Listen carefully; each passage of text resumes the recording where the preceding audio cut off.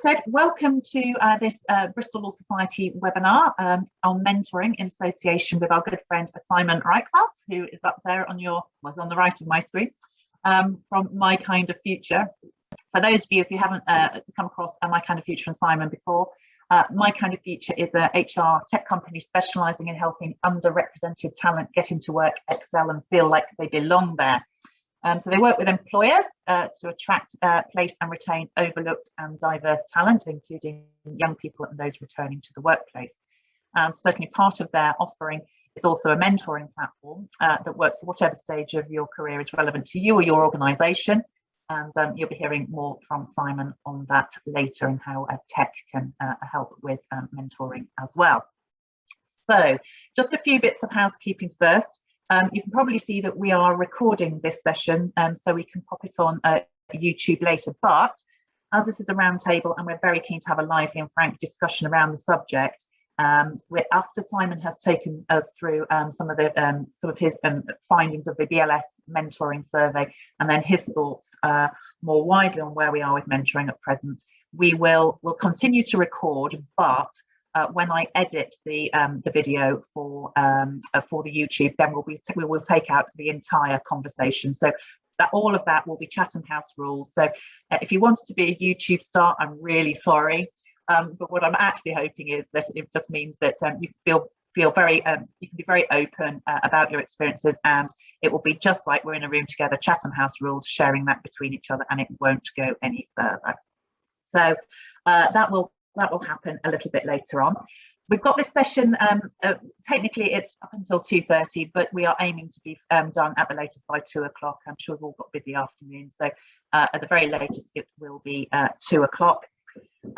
So why are we all here today? Well, we've got a very mixed audience for those of you who've joined us so far. We've got people who have experience as mentees, those who are mentors, and then those of you who might be responsible for running a mentoring scheme within your firm or organisation. And we're keen to hear from all of you, either your personal experiences or anecdotally what you hear around the patch as well. At Bristol Law Society, we've spoken to managing partners in forums with them, also had discussions within our ED&I and community engagement groups, and there's no doubt that mentoring is seen as something that's very beneficial to all that are involved, and it certainly helps people. It's part of that solution, isn't it, where we're encouraging people to take more control of their own personal career development, and particularly as well when people are probably going to be working in a more hybrid environment in the future. But it's also clear to us that the scale of mentoring differs from organisation to organisation, and also in terms of how which people perhaps it's aimed at, whether it's the the earlier talent or whether it's at the senior level. So there was a definite resounding yes from our survey that firms can and need to do more mentoring, but countering that, there were some issues regarding the sheer amount of time it takes to develop those schemes and run those schemes, and also matching people appropriately, and that seems to be the key. So there are questions around should a mentor be a lawyer, for example, if you're a lawyer? Should it be somebody within your own firm? Should it be somebody externally? Perhaps it shouldn't be a lawyer at all. You want somebody who's maybe at a different level, at a similar level, but in a different kind of organisation. So it really just depends on what you want to get out of it, and matching is therefore critical. So Simon's going to talk to us about that as well. Just so you know, we've got a chat function down there. So if there's any comments or questions that you want to raise during the presentation, please put them in there, and we will keep an eye on that and pick those up as we go along. So I'm going to hand over to Simon now. You've heard enough from me. He's going to give you some nice cold hard data, which is always good to know. And he's going to set the scene for the rest of the roundtable, and hopefully that'll get you all thinking, and lots of questions and discussion yet to come. As I said, he's going to share the screen now during the presentation, and we'll let you know when we get to the discussion part. And then if you're not on camera, if you could then come on camera at the point at which we start to discuss things, and that will be fantastic.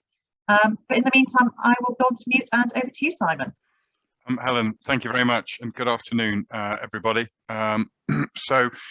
Firstly, thank you from me both to the Bristol Law Society for organising that. You've been a really big supporter of this point around mentoring.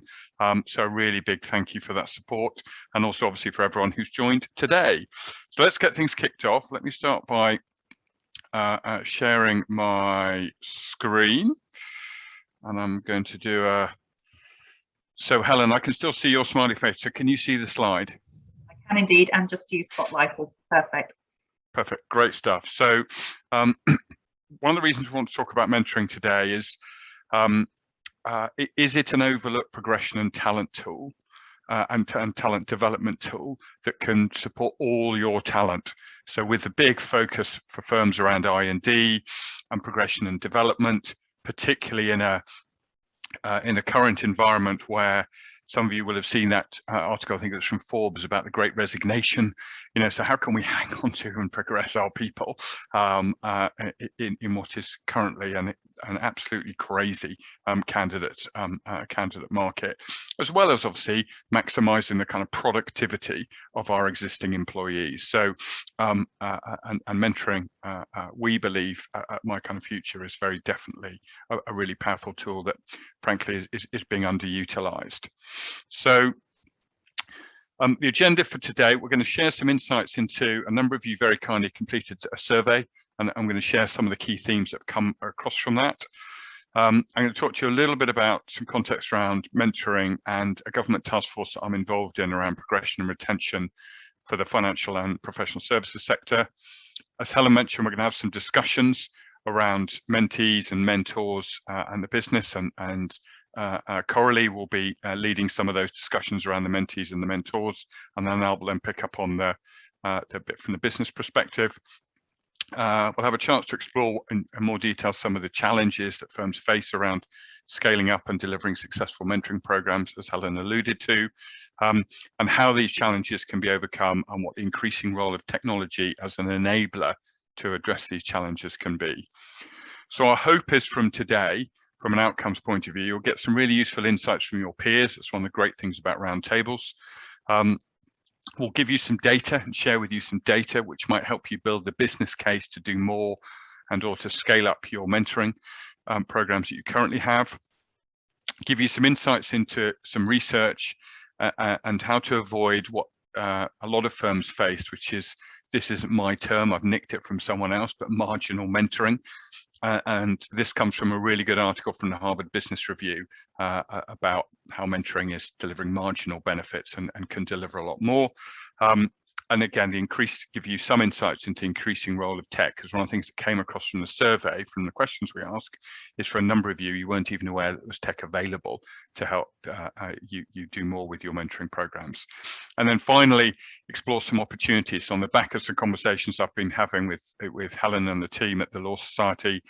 We've been talking about obviously in-house mentoring programs for firms, but also this idea again that Helen alluded to of cross-company mentoring programs, and is that something that we do in partnership with Bristol Law Society and its members. So that's the agenda for today. So a fair amount to cover off, but I'm very cognizant of what Helen said earlier. My goal is for us to be done at the latest by 2 o'clock, so we'll move at a fair pace. So firstly, I just wanted to share with you some themes from the survey that a number of you kindly completed. What was clear is firms use mentoring in lots of different ways, and probably none of these will come as a surprise. So some use mentoring purely for new starters, some purely focused on progression with existing staff, some to support the I&D agenda, some to support the development, the 70-20-10 development model, and particularly that 20 of the development model. So learning from others, and to drive up inclusion. So it's being used in lots of different ways, but one of the most consistent themes we got from it is it's not used for everybody. And typically, actually, less than 20% of employees have access to mentors. Some not as bigger trends and themes from all the different survey responses, but this idea of running mentoring programs with people outside of their own firm and reverse mentoring definitely came up. So those are a couple of key themes. And in terms of the challenges, again, these probably won't come as a surprise. The ones in bold were pretty consistent. Is the challenges with mentoring is resourcing it, and that limits scale and resourcing it from a, you know, the matching and the pairing and so on, and which brings on to the other point, which is the matching is time consuming, it's difficult, it's slow, and doesn't always work. So that's seen as a pain. And then it's tough or just too difficult to measure and track, so no measurement is done at all. And if you consider the amount of man hours that are probably being spent on mentoring, both by mentor and mentee, the ability to track and measure impact is crucially important. But it's just really difficult to do. And again, partly it's a resource and time issue. So those were some really strong themes from the challenge perspective. Other themes that came through is a lot of mentoring that's done is informal, it's ad hoc, it's inconsistent, not even aware that it's going on, but it is, you know, it's happening, but no idea exactly where. There's a lack of awareness across the firms about mentoring as a whole and how mentors can help people. Leadership buy-in was a challenge for a few of you. And the other is kind of mixed levels of engagement. And this, I guess, comes back to an earlier point. Is for some, it's just for those in junior roles. Some, for example, just in business services. But others, it's only there for the lawyers. So there's a kind of mix. But the three key ones are really around resource, tracking, and matching. So that's some key themes from the survey around mentoring. But again, what was consistent is, and unsurprisingly, filling in a survey about mentoring, you're all doing it, but obviously it's fairly limited and there are definitely challenges with it. So what I thought, just to help with the conversations that we're going to have today, as Helen said, I'm going to share some data and some research and some insights for you around mentoring and how it can be a really powerful tool to address the progression and retention of all talent and to build that belonging and inclusion. So, as I mentioned, traditional mentoring programs tend to suffer from what I'd call, what is called marginal mentoring by this Harvard Business Review. And what marginal mentoring, some of the themes around marginal mentoring are where it tends to be for the few, not for the many. So only a small quantity of people are benefiting from it if it's run well.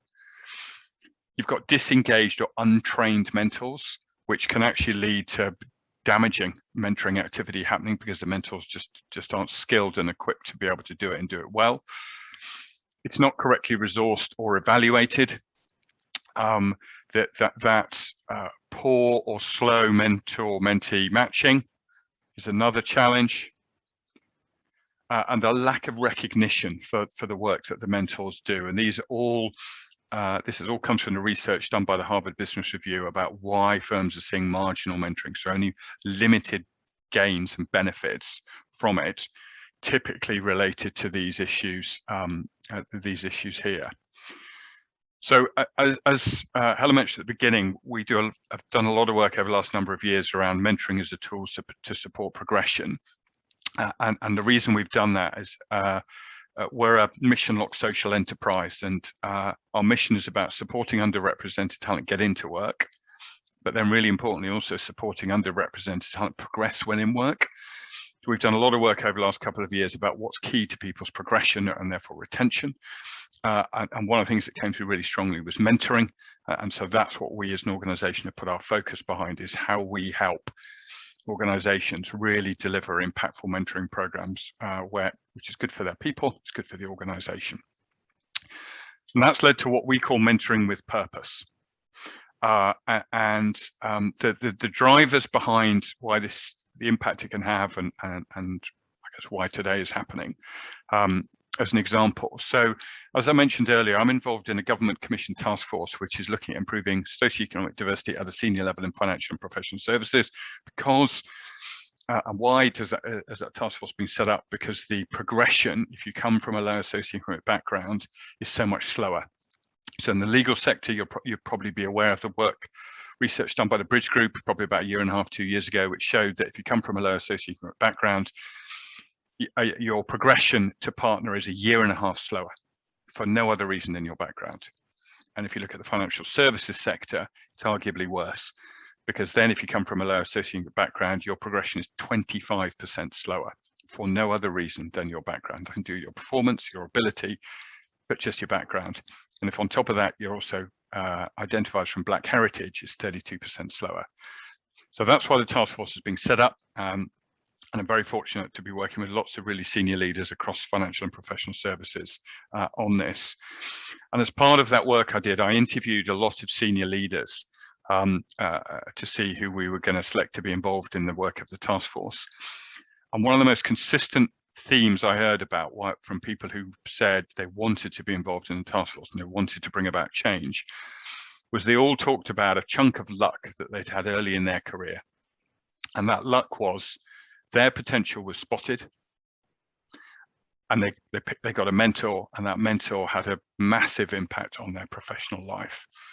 So from senior leaders who themselves come from underrepresented talent groups, this comes through time and time again. It was luck that made that happen. If that potential hadn't been spotted, they hadn't got a really good mentor, they don't believe they'd have been in the role they are today. So that's one, that's just yet more evidence of why mentoring is important. The data, as I promised, so really good mentoring programs boost minority representation at management level. More than any other initiative, mentoring boosts representation at management level from a diversity point of view. And that similar piece of research showed that mentoring dramatically improves promotion and retention of minority groups by as much as 38% compared to those who weren't mentored.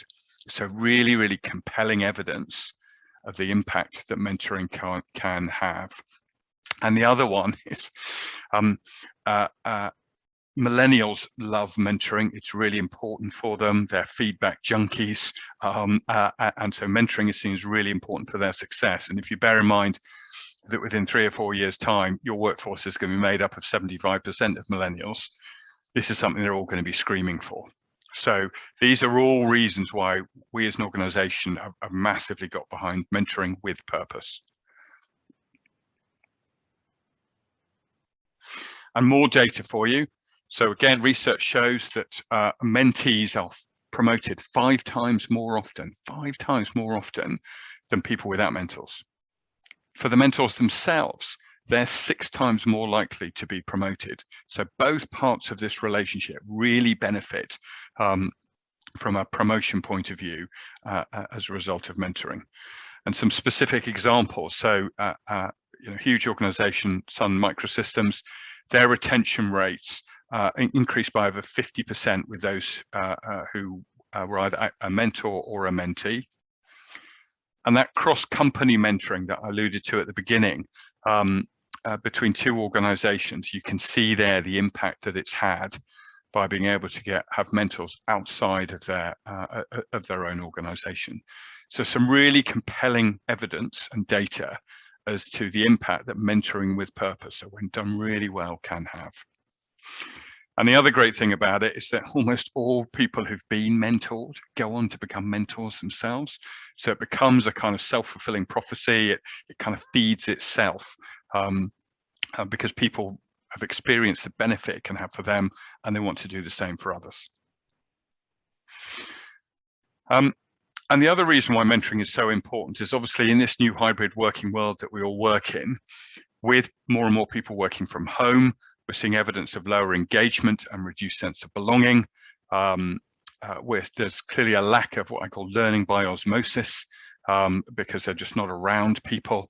And we're seeing firms with higher levels of probation fails for new starters, or having to extend a higher level of higher quantity of probation for individuals for a longer period of time because they're just not able to do that. Career self-management is crucially important, so people being able to drive and empowered to drive their own career, but too many employees still see learning and development as attending a course.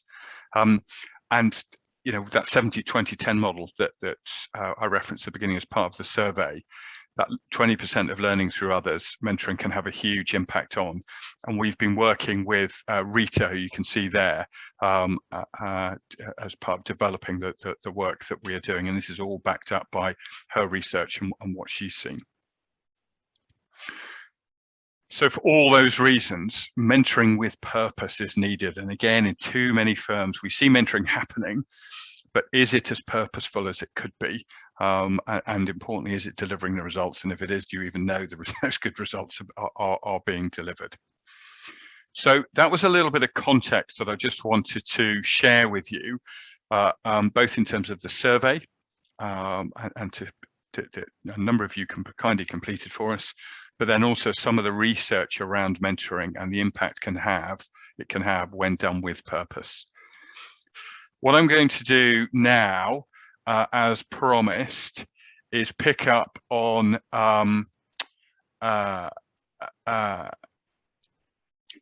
so those challenges that we talked about, you know, and resourcing. Can you see my screen? I've reshared my screen. Helen, can you see it okay? Yes, we can. Thank you. Perfect. Great stuff. So I'm going to talk about how technology has begun to being used as an enabler. So firstly, a bit of context. Tech in the mentoring space is still quite new. It's probably been around for 3 or 4 years, so not a huge amount of time. But there's definitely been some really significant and fantastic developments in this space. We've got a piece of tech that does this. You won't be surprised to hear, but of course other technology platforms are available. But I'm going to share some insights from our perspective around how we've sought to use technology as an enabler to address all these challenges when it comes to marginal mentoring. So that's what I'm going to talk about now, and importantly, with a focus on delivering mentoring with purpose and at scale. So first up, and this is going to sound really obvious, I appreciate, but one of the great things about technology and using technology for mentoring is the matching can be much, much faster because you can use technology to do it. And coming back to one of the comments you made earlier, you can decide what the matches are based on. So around career goals. So, I'm currently an associate. I want to get to this level. I've just joined the business, and I'm working on my journey to become qualified. So, so you can match it on career goals, on skills that you want to develop, and what you can help people, personality type, demographics. There's all kinds of ways you can use technology to do some smart matching. And therefore so the moment someone puts their hand up metaphorically and says I want a mentor, they come onto the platform, they talk about what they are looking for, and you can see some examples there. So I want to work on, if you look at Natasha King, I want to work on people skills, presenting, I want to get promotion, I want to work on financing, so they can say what it is that they want, and the technology will match them up. So that really resource intensive activity, technology just immediately makes happen. So the whole thing is quicker and more efficient. And that immediate need that an individual wants, I want to get a mentor, or indeed I want to be a mentor, go onto a platform and get myself set up, and away we go. The other piece that's hugely important, and again, all the research shows this when it comes to mentoring, is giving the mentee choice of who their mentor is, rather than here's your mentor, good luck. And obviously, when we do this ourselves, we try and as much as we can to get it right based on what people said, and oftentimes it'll work, but obviously sometimes it doesn't. But choice is really important, and it comes back to an earlier point around some of the best outcomes from mentor-mentee relationships are when it's heavily driven by the mentee. So, they put their hand up, and you need to create an environment where people feel comfortable to put their hand up to get a mentor. But then importantly, they are then given choice. So they're served up with some potential mentors that are a match, and they can then, connect and engage with them. And of course, the great thing about using technology to do this is me as an individual, if I want a mentor, I don't need to know any of these people. I don't need to have a great network to find a mentor. And too often that's how mentor relationships start, is because it's people within your network. And when it comes to that I&D piece, that doesn't support that at all. In fact, it just exacerbates the problem. So it's about and the way our technology works is they're served up with recommended, so usually a choice of 3 recommended mentors. They can then go on to those individuals, look at their profile, find a bit more about them, reach out to them and get in touch.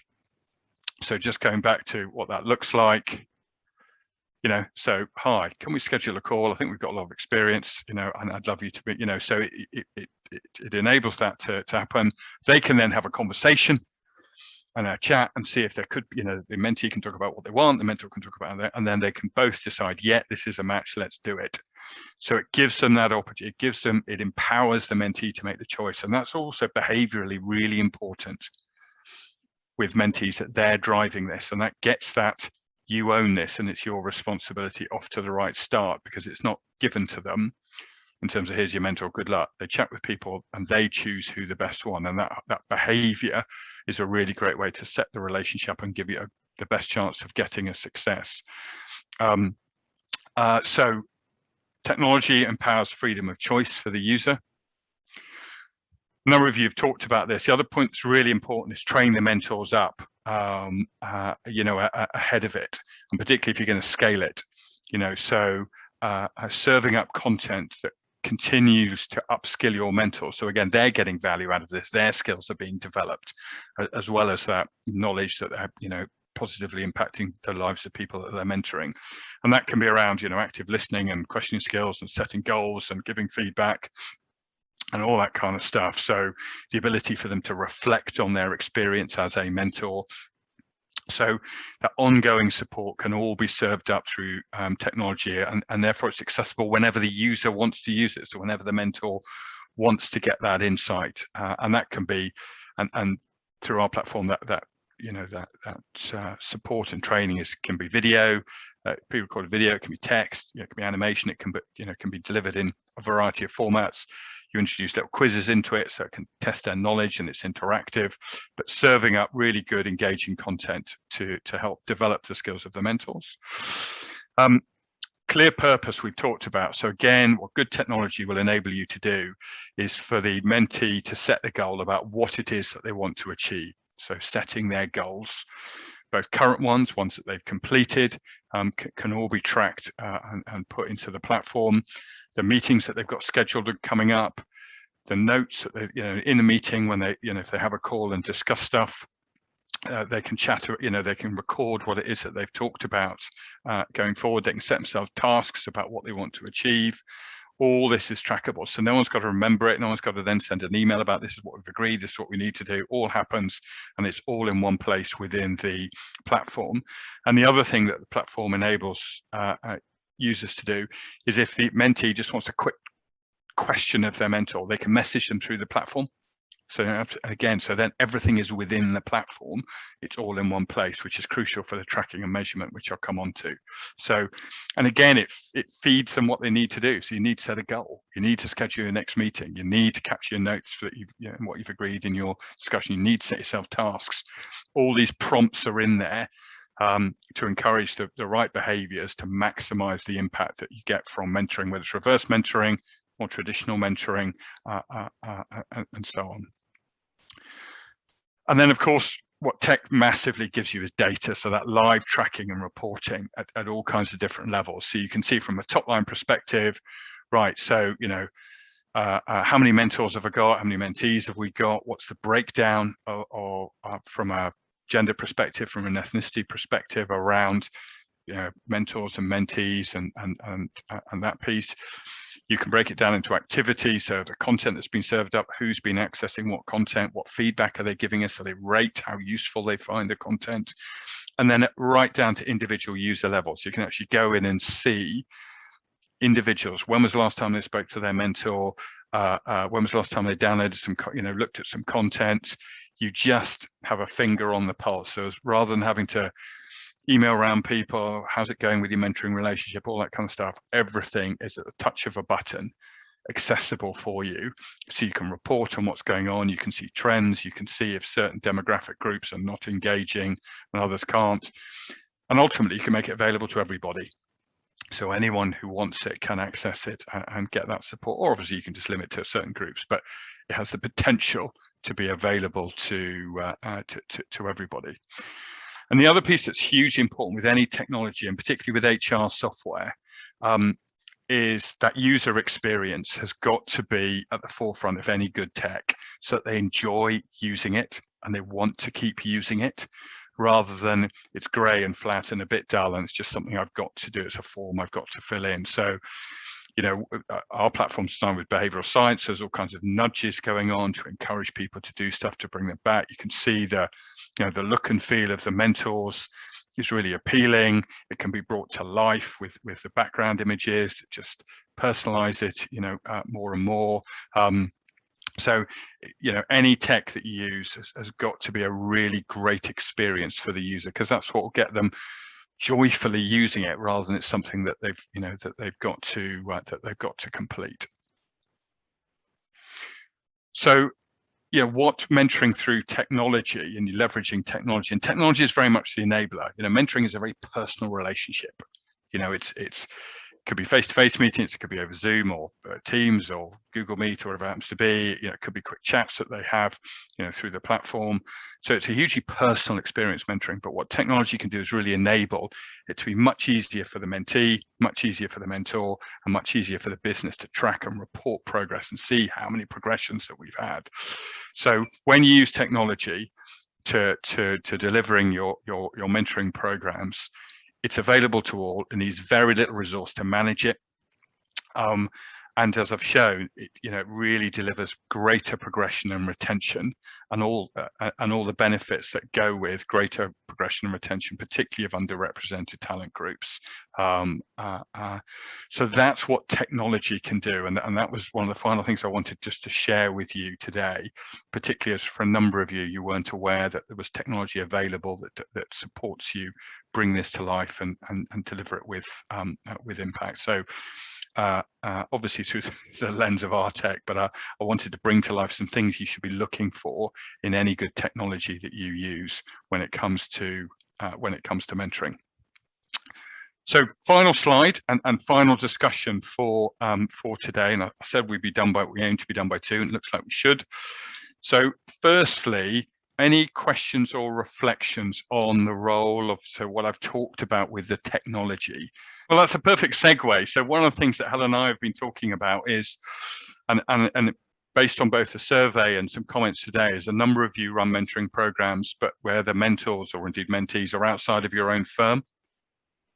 And so one of the things we've talked about is, do we want to explore a cross